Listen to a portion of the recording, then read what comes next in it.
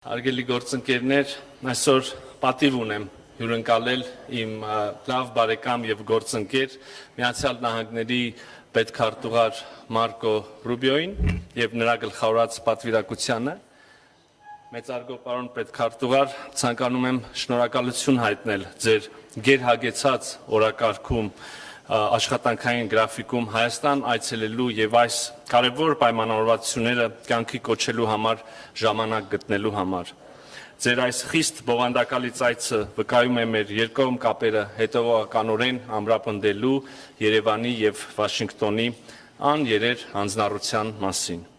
Օգտվելով առիթից պետք է կրկին արձանագրեմ, որ մեր երկու երկրների միջև համապարփակ ռազմավարական հարաբերությունները այսօր առավել ամուր են, քան երբևէ։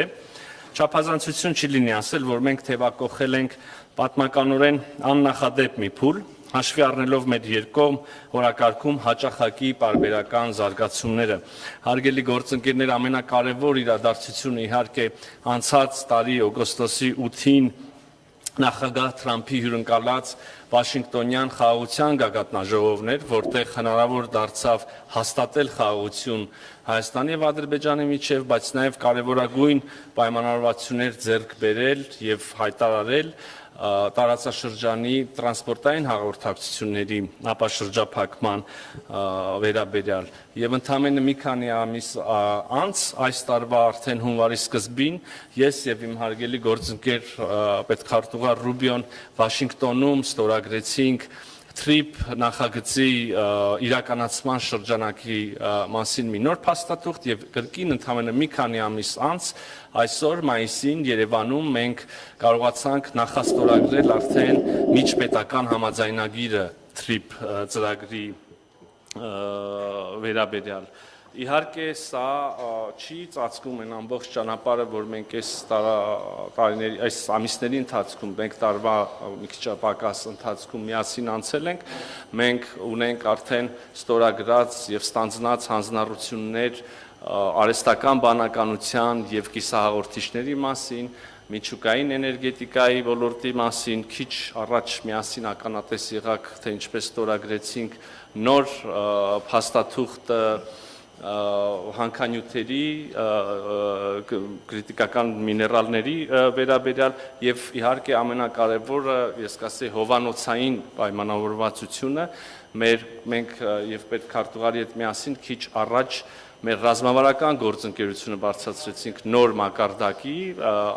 վերանվանելով այն համապարփակ ռազմավարական գործընկերություն եւ խնդրում եմ մի փոքր ուսումնասիրություն անել եւ համեմատել երկու փաստաթղթերը, հուսամ կտեսնեք, թե ինչպիսի նոր հնարավորություններով, հատկապես երբ խոսքը վերաբերում է արհեստական բանականությանը, այլ շատ կարեւոր ոլորտների, թե կտեսնեք, թե ինչպես է հարստացված